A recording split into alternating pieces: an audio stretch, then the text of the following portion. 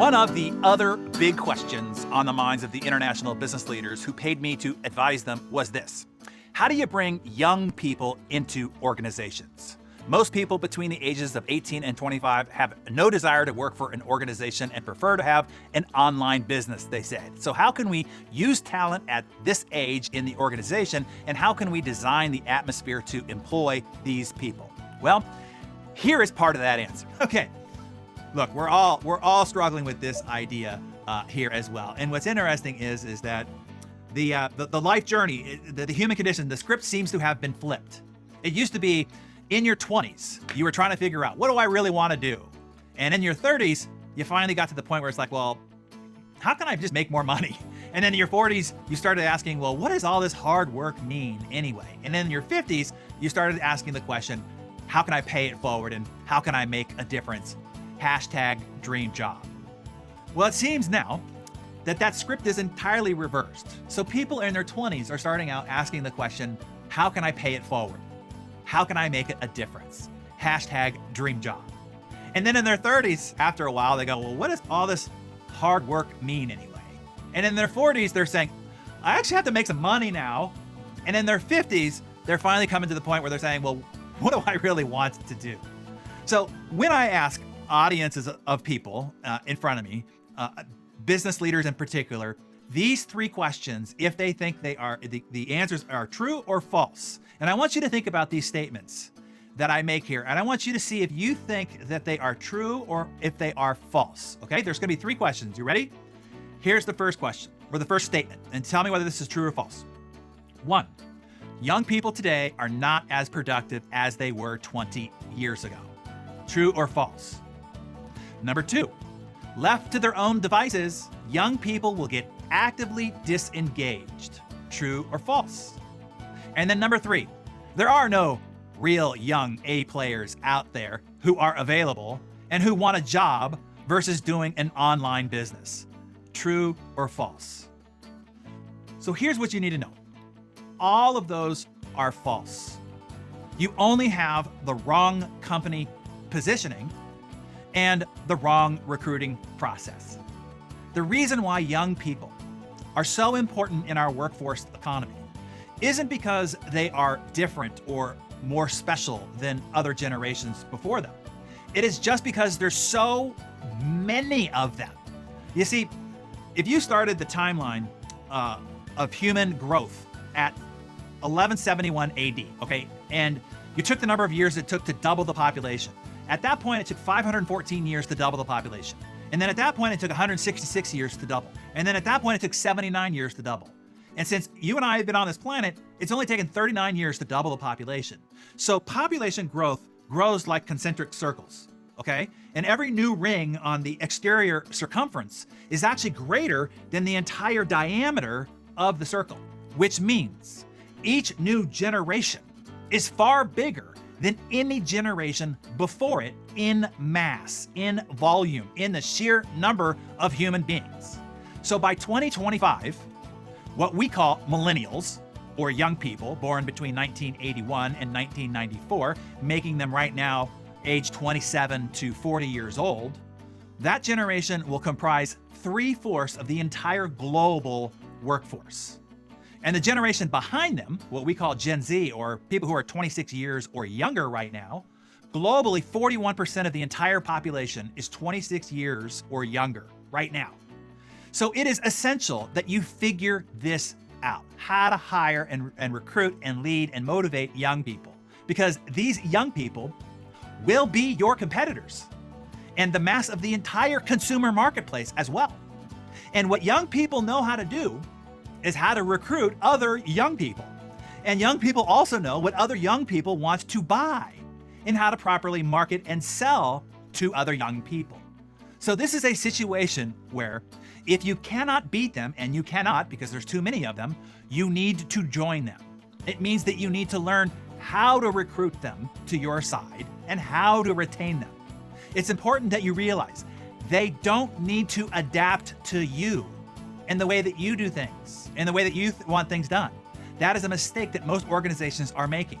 They are trying to get young people to work like the older people work, and they are losing their young people They don't need to adapt to you. You have to adapt to them. And it starts with first identifying what they want and what they are looking for.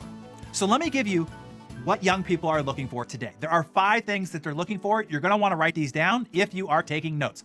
5 things young people are looking for if you want to recruit them and you want to retain them. Number 1 is people. They want to work where other top talented young people work. This is the reason why all the top companies in our Silicon Valley keep sucking up all the top talent. Why? Because new top talent wants to go where they know the other top talent is known to work. So number 1 is they want to work with other great people. Number 2 is they want a challenge. People are inspired by bold ideas, big goals, and the chance to do something great. Top talent wants to be part of something bigger, something special, and something meaningful, something that makes a positive impact. As Steve Jobs said, he said, people are attracted to vision. Put a dent in the universe, he said, attracted like-minded people who shared that vision, and that became our advantage. Richard Branson's biographer remarked how Richard had a knack for getting people to work for less or for no financial reward, but for the greater good. That in some way, what they were doing furthered the cause of some noble idea, end quote. 76% of young people consider a company's social and environmental commitments when deciding where to work. 83% of young people say they would be more loyal to a company that helps them contribute to social and environmental issues. So you see, mission-driven companies tend to have a 30% higher productivity and a 40% higher level of retention. Some of you might be familiar with Jack Ma, the founder of Alibaba. Here's what he said. He said, quote, "Today, if you want to be a great company, think about what great social problem you can solve," end quote. So as I mentioned, while previous generations first pursued success and financial gain, and then once they obtained those, they shifted to significance, young people are starting in reverse. They're looking for significance and then trying to figure out how to make money later. So you having a purpose and doing something meaningful is of vital importance to them if you want to attract, recruit, and then retain and fulfill their core human need. All of us having grown up in relative peace and abundance, you see, money was never a concern for them. Thus, they were afforded the ability to advance higher on Maslow's hierarchy of needs. They could start at self-actualization. They didn't have to worry about survival and how to keep a roof over their head. So young people are now happiest and most engaged at work when they feel that they are making a difference. Okay, so that's number 2, the challenge. The number 3 thing they're looking for is an opportunity. People want to see a pathway to a better future, an opportunity to reach higher levels of leadership, to move from lower opportunity to higher opportunity. This is the gaming generation, right? They want to see how they ascend on the scoreboard. That's just part of how they have been acculturated. And that goes to number 4, growth. People want to feel better about themselves, particularly young people. Put your growth trajectory in your job posting. How the position that you're hiring for will be an essential part of the growth plan for the whole organization, that they have purpose. Work culture is also extremely important for young people. They want to work in an environment where they can collaborate with others. Flexible schedules, as I mentioned before, time off and embracing the latest technology to communicate are also important for young people. They also want an environment that actively invests in their personal development and in their skills training so that they can ascend up the ladder. So if your young people feel that they are not making progress in their own personal development, they will soon become disconnected and they will start seeking opportunities elsewhere. Rather than wait years for a promotion, young people are looking for fast growth. So you want to structure your organizational growth staircase with a lot of little achievable steps between the bigger ones. If normally the next raise was here, the next promotion was here, put a lot of little staircase achievements along the way. Remember, again, this is the video game generation. They want to quickly and constantly achieve new levels and to see the evidence of their progress all along the way. They also expect structure, clear directions, and transparency, but they want to do it their way, and it's probably on some sort of a screen of sorts. And then number 5, money. But I want you to understand, it's the 5th one on the list. It's on the list, yes, but it is the last one on the list. That is really important for you to know. Now, to lead them, you want to keep it real. Another way to connect with your younger generation is by creating greater trust. And that starts by you being more authentic and more transparent and more real. They have the same fears of not being good enough, of not being smart enough or worthy enough as we all do.